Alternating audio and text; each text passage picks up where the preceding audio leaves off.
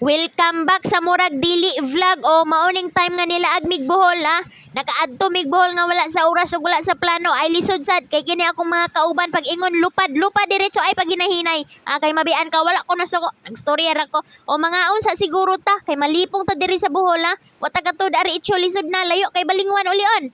O niya, nilabay mi man-made forest pagkahuman nag-entrance mi sa Tarsier ay lisod sad manglupad ta dita mo entrance. O niya karon gipangita na mo ang Tarsier kay ngano nana iyang mga amo. O kay gini akong mga kauban mura sa dig Tarsier. Niya karon na satisfy na mi na nakakita na mi unsa nang Tarsier palit ta sad mi souvenir palit mi paghuman diretso mi adto mi Chocolate Hills. Og wa mo kailan ng Chocolate Hills na pagpiyong mo pangatulog.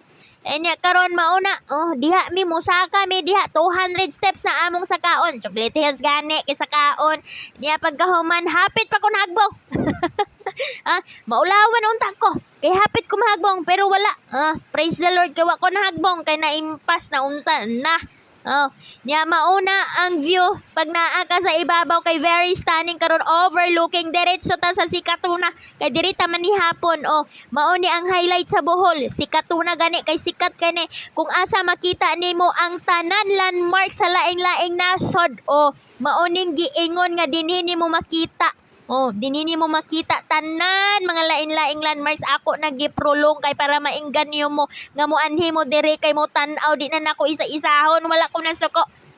Hago kaayo mo kung isa-isahon pa na nako pag tan-aw na lang mo sa video napa ni ilang bridge diha nga mura kag gikasal. Ako feeling na ko gikasal pero di pa sad ta. Maunang trend nga di pa nato sabayan niya karon day 3 day to. Basta day na siya o wala hapayan ng mga turista uli na mi uli na mi karon na mi diya sa Cebu kay mularga na ang barko musakay na mig na gyud barko na gyud ni karon. Wa na hapayan ng mga artista. Lisod na ginhawa kay wa na. Ang gilon nga card wa na gibili na didto. Mao na to.